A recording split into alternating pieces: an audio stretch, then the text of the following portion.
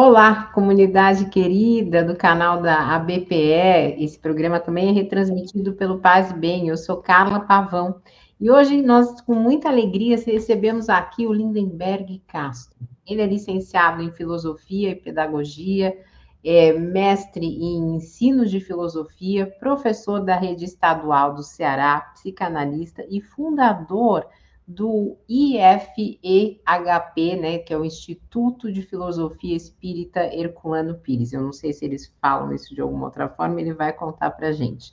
Então, primeiramente, muito bem-vindo, Lindenberg, com muita alegria que nós te recebemos aqui. Como é que você está? Oi, Carla, tudo bem? Saudação para todas as pessoas que acompanham, né, o canal da BPE e também do Paz Bem. E quero agradecer a você pelo convite desde já e dizer que eu estou muito feliz de estar aqui e poder compartilhar um pouquinho das nossas ideias, da história do IFEP, enfim. Então, muito obrigado e já deixo aqui um abraço para você, para a Dora, para o Maurício, enfim.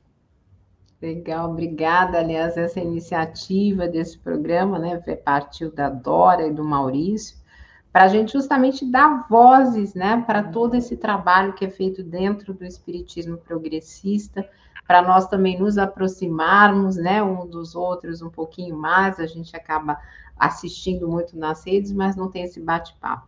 Então, eu queria começar falando sobre história, né? Conta um pouquinho da história da criação desse coletivo aí que você pertence. E depois eu vou fazer outras perguntas.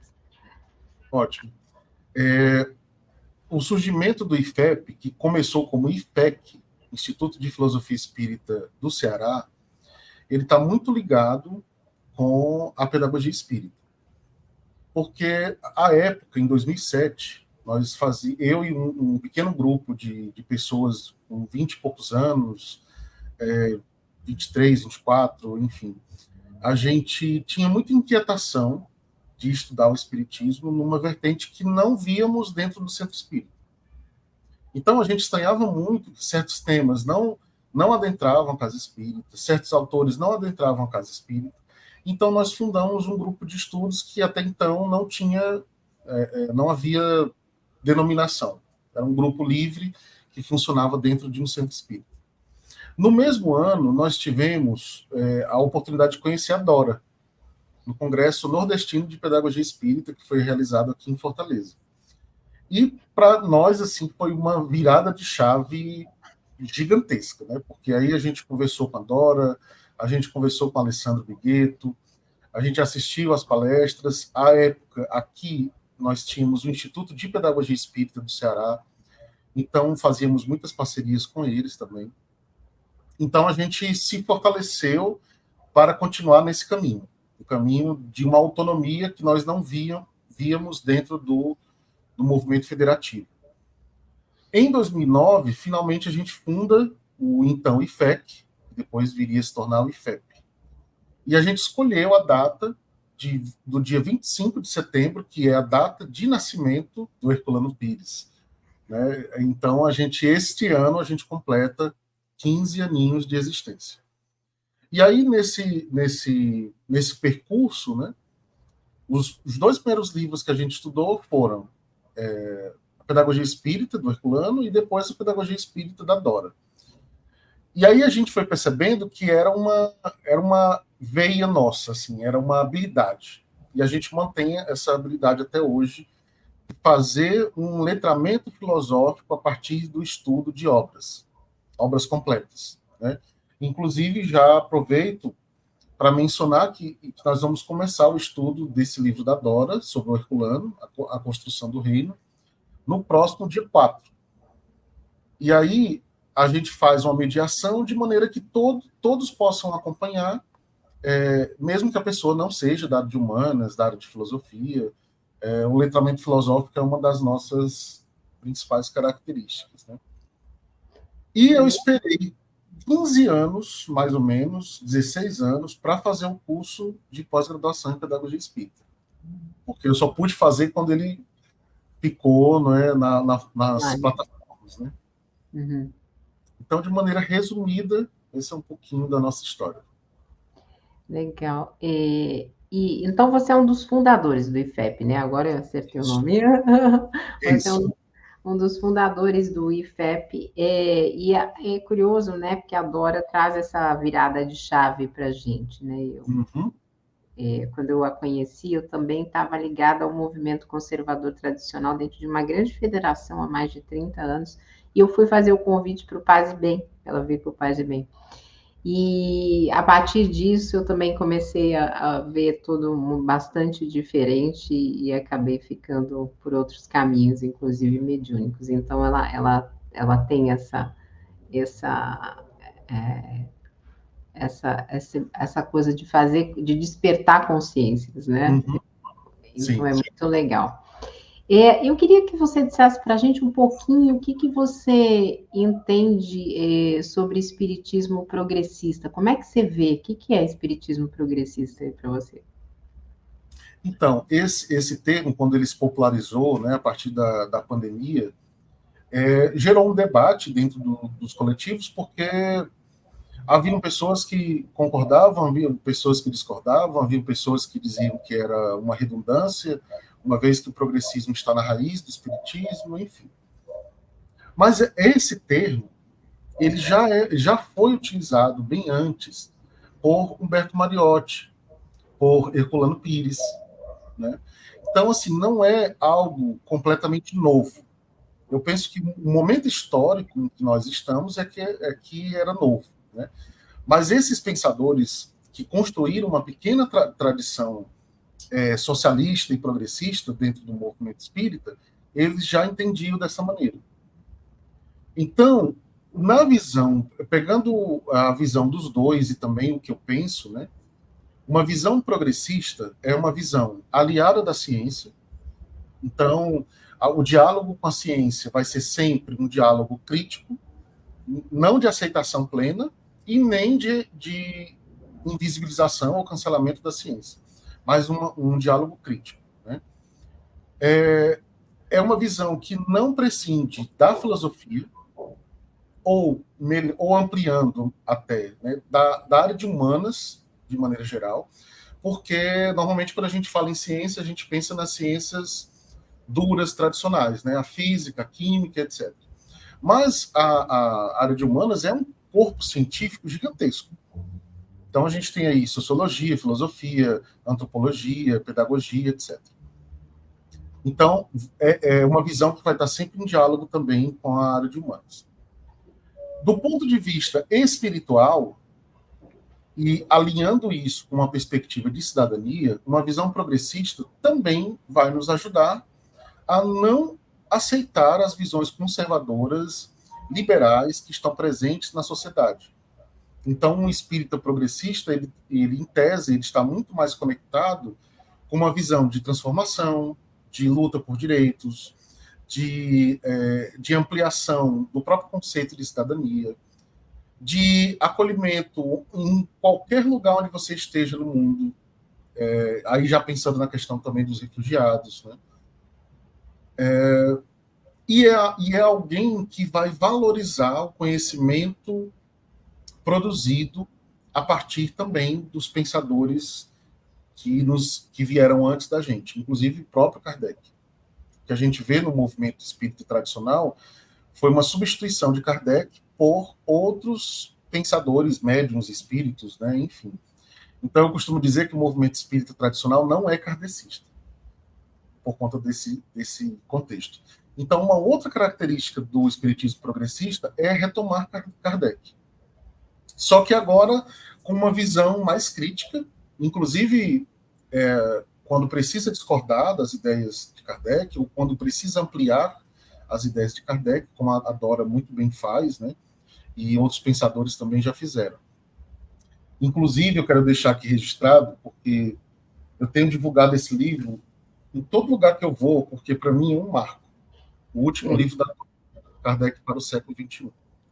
Para mim, esse livro é um marco, porque ele, depois de alguns anos de amadurecimento do espiritismo progressista, aqui a gente tem as ideias mais fortalecidas, mais maduras. É como se fosse um compilado do que a gente conseguiu aprender nos últimos anos, sabe? Mas, claro, com toda a maestria da escrita da Dora, que é única. Então é isso, uma visão progressista, uma visão preocupada com as transformações. Transformação social, transformação das instituições, transformação da ciência e a transformação do espírito, que não seja por aquele viés tradicional da reforma íntima. Né? Você está fazendo psicologia, né? Eu tô. E é uma maravilha, eu pretendo depois fazer também. Eu Ah, fiz um curso de formação em psicanálise, né? E aí a gente vê que a transformação da pessoa não tem como se dar pela via da reforma íntima, porque é tudo mais complexo. Então, as nossas questões conscientes, inconscientes, as nossas questões psíquicas, emocionais, elas são extremamente complexas. Não dá para a gente resumir a um simples reformar-se intimamente. E eu, bom, depois quero fazer psicanálise, mas é aquela questão da a reforma íntima, tá, para mim, ela está muito ligada à repressão, né? Que vai lá para o Sim, inconsciente, e aí depois volta com mais força, né? Se você for sim, olhar para Freud. Então, exato. ele não precisa reformar, né? A gente precisa educar, né? O Uhum, espírito, né? O espírito está lá com as questões dele, com a construção dele, né? O desenvolvimento dele, que é bacana. Então, vamos isso. ser colegas aí na psicanálise e na psicologia. Sim, sim. Você falou de letramento filosófico. Conta um pouquinho como é que é isso para a gente e depois eu queria saber também o que mais que vocês estão fazendo aí de estudos, de práticas dentro do coletivo. Uhum. A questão do letramento, além da questão do estudo em grupo, então, normalmente tem um mediador que conhece de filosofia, né, que faz essa mediação. Ela engloba não só a transposição didática do livro, então, nós já estudamos livros extremamente difíceis, né? Mas a gente consegue fazer essa transposição didática para que todo mundo consiga acompanhar sem nenhum problema. Então, normalmente são professores, né? Eu costumo dizer que o IFEP tem um monte de professor, parece que Que bom, reúne, parece que ótimo. reúne ali. Então, isso também ajuda a questão da metodologia. Mas também a gente faz a conexão dessas obras e das ideias que estão contidas nelas com a história da filosofia. Então, a gente traz alguns conceitos de pensadores que se relacionam diretamente com as obras, e aí a gente explica esses conceitos e debate sobre eles. Então, a gente vai criando uma normalização. Né? Esses conceitos vão ficando presentes para as pessoas, de maneira que a gente consegue aprofundá-los sem academicismo, né? Sem esgotar nenhum pensador, né? De uma maneira muito fluida. Uma outra forma do letramento filosófico que a gente faz é a divulgação, a realização de cursos, que aí já não são dos estudos semanais, né? São de cursos com base em algumas obras. Então, no nosso canal no YouTube, por exemplo, a gente tem cursos sobre Mariotti, sobre Herculano, Porteiro, Cosmo Marinho. Nós temos cursos sobre gênero e sexualidade e diversas palestras. Então, a gente vai também trabalhando com essas temáticas em aproximação com a filosofia.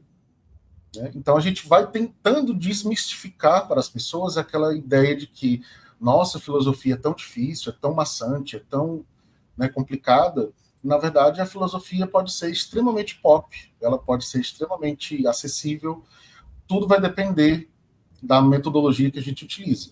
Né? No ensino médio, eu não tive sorte de ter professores de filosofia com essa preocupação. Então, era uma filosofia muito acadêmica. Né? E como professor de filosofia hoje, eu faço o inverso disso. Porque, na verdade, esse conceito de letramento filosófico eu trouxe para o IFEP a partir da minha vivência como professor de filosofia no ensino médio. Então, para o jovem, não adianta eu trabalhar questões da metafísica altamente complexas e que vai precisar de uma abstração muito grande, né? Então é preciso trazer o conceito para perto do jovem e das pessoas, né? Para que a gente possa tornar a filosofia convidativa.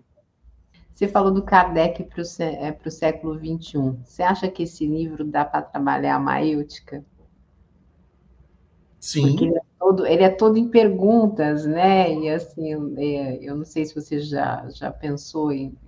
nessa coisa, porque para mim, quando eu estou lendo, né, o Kardec para o século XXI, vem muito essa coisa de despertar a maêutica. Mas continua, Lindenberg, o que você ia contar para a gente? Mas é isso mesmo. Eu gosto muito dessa metodologia de textos que começam com perguntas. Porque de antemão a gente já começa a pensar da leitura. E a gente vai complementando com a leitura aquilo que a pergunta já disparou. Né? Legal. A segunda pergunta que você fez, só me relembra, por favor. Sobre os tipos de estudos, né, além do letramento filosófico, que já é um Sim. grande projeto que vocês estão desenvolvendo, se vocês têm prática mediúnica, se a prática é mais nesse sentido conceitual, enfim, como é que vocês trabalham lá no IFEP, fora as Pronto. palestras do YouTube? Pronto. Nós temos um grupo que, nesse momento, ele está parado, está de recesso, tá? Mas nós temos um grupo que a gente chama de pesquisa mediúnica. Esse grupo, inclusive, a gente colaborou com uma pesquisa com a CEPA Brasil, Uhum. com relação às questões de gênero e sexualidade. Né? Então, a CEPA nos passou um roteiro de 15 perguntas e nós nos reunimos, aí tem pessoas de diversos estados e cidades, né? E fazíamos o processo de evocação e interrogação, né, entrevista, melhor dizendo, com os espíritos com base naquele roteiro. E todo o material produzido a gente mandou para a CEPA, e aí eles estão compilando e futuramente talvez até lancem um livro. E a gente achou muito interessante, e a gente continuou esse trabalho, depois da pesquisa da CEPA, a gente continuou com outras temáticas, sempre com essa metodologia, evocação e entrevista. Tanto a gente tem a evocação generalista, que a gente deixa que os espíritos naturalmente se manifestem, mas a gente também faz a evocação direcionada. Então, eventualmente, a gente chama um determinado espírito ou determinados espíritos para explanarem sobre o que a gente está pesquisando. Né? Então, a gente já pesquisou gênero e sexualidade, racismo, educação, movimento espírita, e esse material a gente tem armazenado. Alguns membros já pensaram assim, talvez um dia a gente lance um livro sobre isso, né? Eu não sei, assim, inicialmente nós não temos a intenção direta de publicar, porque eu penso que esse tipo de trabalho precisa de mais maturação.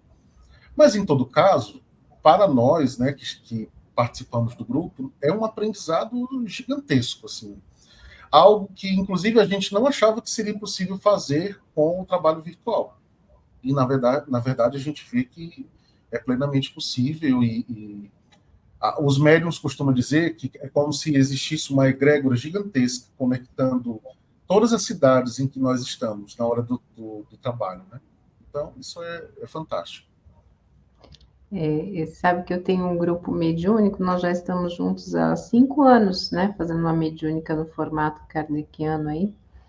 E durante toda a pandemia a gente se reuniu online, né? E foi um trabalho muito intenso, porque inclusive em razão de tanto desencarne, né, no Brasil e no mundo, nós intensificamos. Normalmente a gente se reúne uma vez por mês, mas aí a gente começou a se reunir 2 a 3 vezes, né? E foi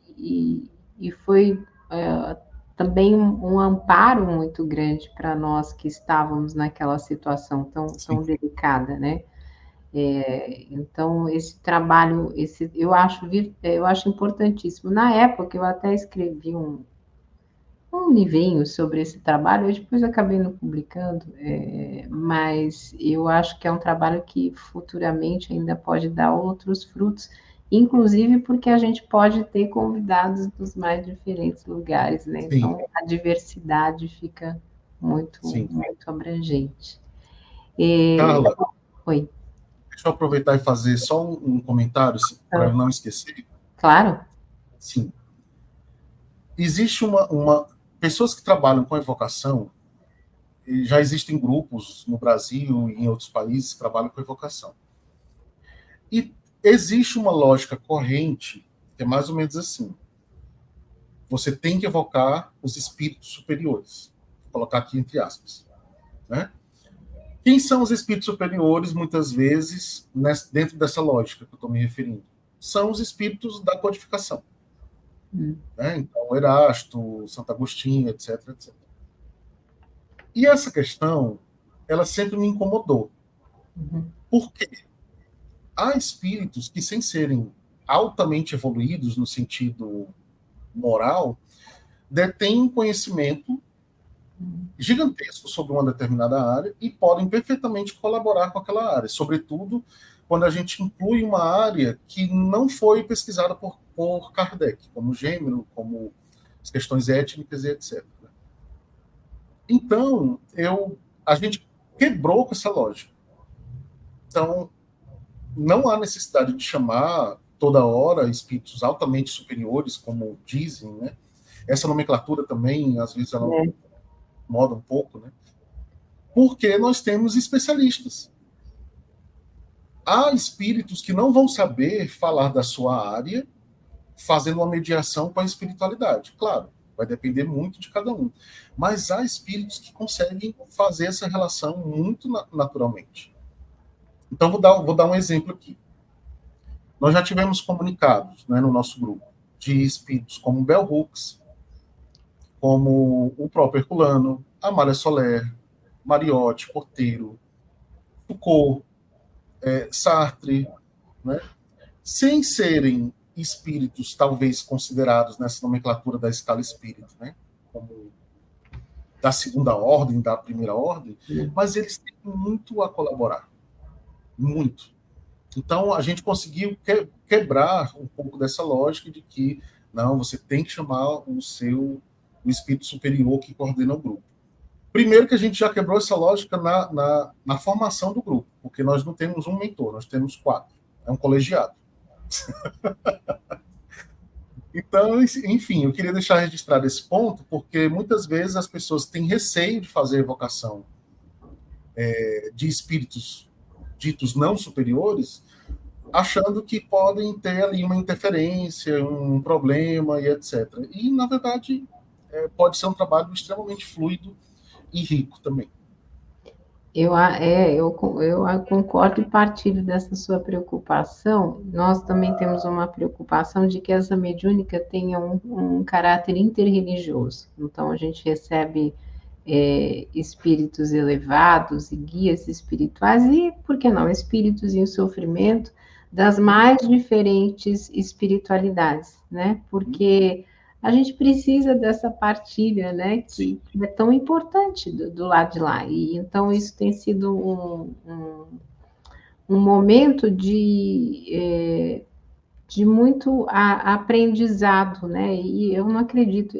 Aliás, os espíritos mais elevados eu nem costumo evocar, eles vêm naturalmente, né? A gente também já tem o Herculano lá e alguns outros, mas eu deixo que eles se manifestem naturalmente, porque eu acho que o interesse do nosso grupo está justamente neste suposto comum, né? Que é tão rico. Sim. Né? E muitas vezes também o espírito em sofrimento, embora ele não esteja num estágio mais equilibrado, ele acaba nos trazendo questões da vida dele que são um verdadeiro estudo psicológico, né? E do espírito nesse estado. Então, a gente acaba seguindo meio que uma lógica meio mais libertária, assim, de trabalho. Mas eu achei interessantíssimo esse letramento filosófico, ele faz parte da sessão mediúnica? Vocês estudam algum texto? Como é que é? A gente estuda a produção psicográfica. E aí, quando tem um conceito mais específico, né, então a gente conversa sobre aquele conceito para entender o porquê que o espírito aplicou naquele texto. Mas a gente faz o estudo da produção mesmo escrita. Legal. Outra coisa, eu vi que você gravou aí para o TikTok falando sobre a pedagogia espírita, a BPE comentou que só depois de vários anos é que você pôde fazer, porque não era um curso presencial, né? Depois que Sim. se tornou online. E você é professor. E eu queria que você contasse para a gente um pouquinho como é que você está vendo essa questão de uma juventude espírita. Será que é possível a gente ter uma juventude espírita progressista? Eu penso que é plenamente possível, porque as ideias progressistas elas se relacionam naturalmente com os gostos e os interesses da juventude. Então, todas essas temáticas que a gente vê os coletivos trabalhando, gênero, sexualidade, racismo, cultura antirracista, diversidade em geral, diversidade cultural, etc., os jovens adoram esses temas. Né?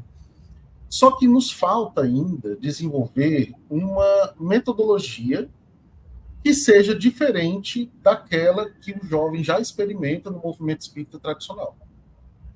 Porque com qualquer grupo de mocidade que você conversar, você vai ver ali as mesmas queixas dos jovens. A gente não consegue trabalhar alguns temas. A gente não tem tanta autonomia. A gente queria fazer um curso e não foi autorizado.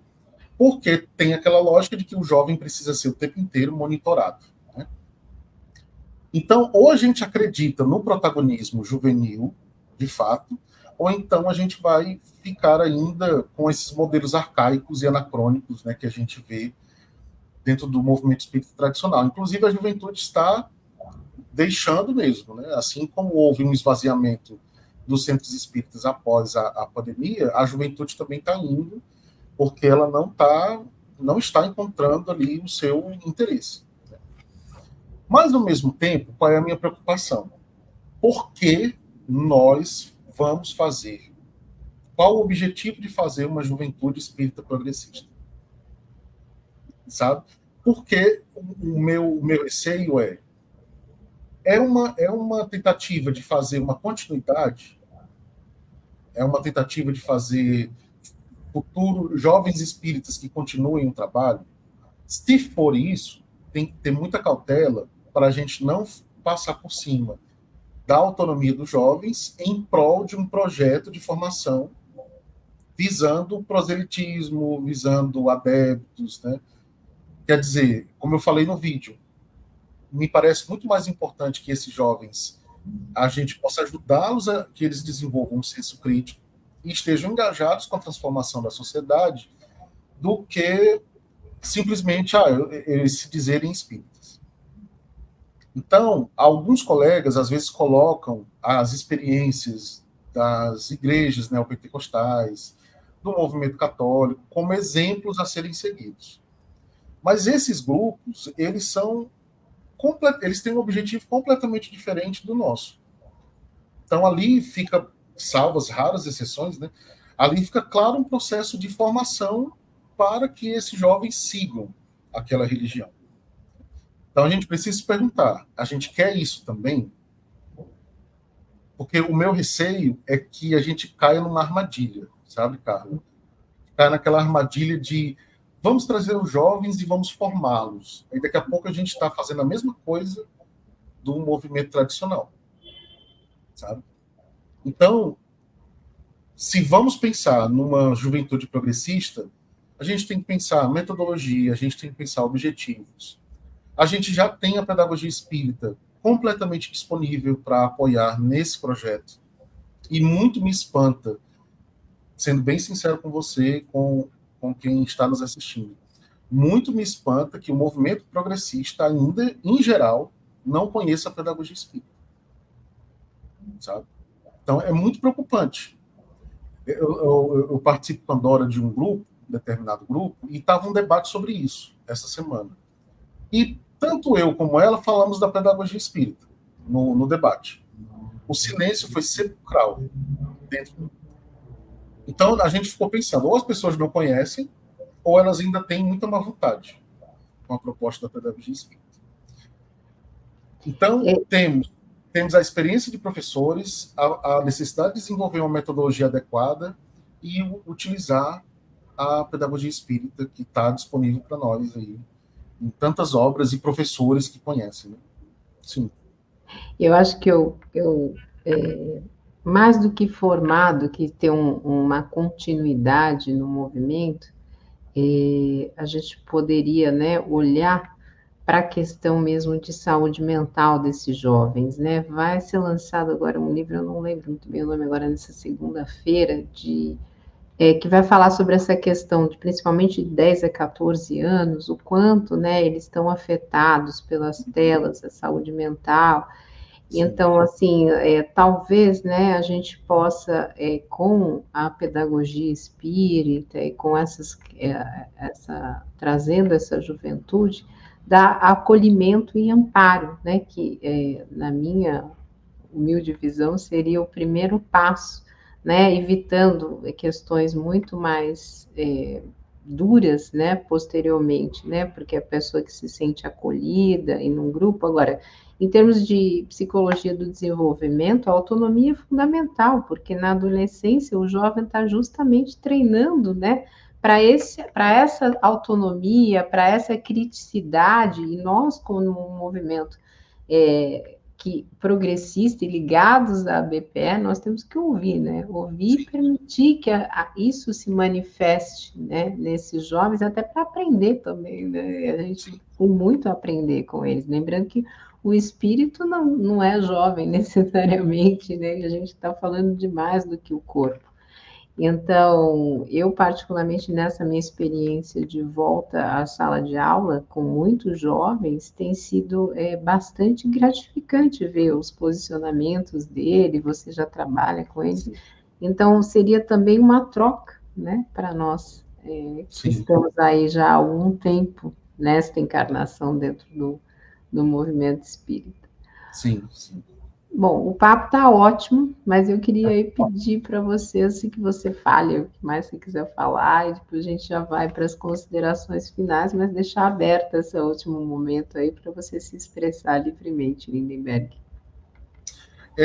Eu queria falar mais uma questão ainda sobre essa proposta, né? Nem proposta ainda, mas o assunto, né? Da juventude espírita progressista. Duas coisas que eu queria deixar aqui, compartilhar com todos que estamos assistindo. Eu não acredito mais em nenhum projeto de educação que não seja libertador. Então, se é para a gente reproduzir uma educação bancária, que o movimento espírita tradicional faz muito bem, eu sempre falei dessa questão. O movimento espírita tradicional, ele adotou a educação bancária em tudo. No ESD, no tratamento espiritual, no grupo mediúnico, etc, etc. Então, se é para a gente reproduzir esses modelos, para mim não faz sentido. Então, ou a gente investe tempo, inclusive tempo de maturação, porque eu noto, às vezes, uma pressa em determinados grupos espíritas, eu noto, às vezes, uma pressa. A gente tem que trazer a juventude, tá, mas como? Tudo é um processo de maturação. E aí, como professor, como é que eu me sinto muitas vezes diante desse cenário? Que a educação é muito ainda desvalorizada. Então, as pessoas querem fazer processos educacionais sem conhecer a educação, sem ouvir professor, sem ouvir o especialista que pesquisa aquele tema. Né? Então, fica muito mais difícil, porque as questões não podem ser feitas assim a toque de caixa. Tudo em educação precisa tempo de maturar. Tempo para planejar, para produzir, para fazer e para colher. Então, realmente, isso precisa de uma dedicação mais ampla e com um tempo que não nos apresse, digamos assim. Né? Então, eu queria reforçar essa questão, porque, com certeza, diversas pessoas que vão nos assistir também compartilham da vontade, talvez, né, de pensar numa juventude espírita diferente daquela que a gente vê. Né? Mas o desafio está posto e a gente precisa trabalhar nesse sentido, né? Ter paciência e trabalhar com uma lógica pedagógica, não com uma lógica liberal de formação corrida ou de adesão dos jovens ao espiritismo, pura e simplesmente. Então, esse é o recado que eu gostaria de deixar para o final. Legal. Então, muito obrigada. Foi uma conversa muito, muito agradável, muito rica em conteúdo.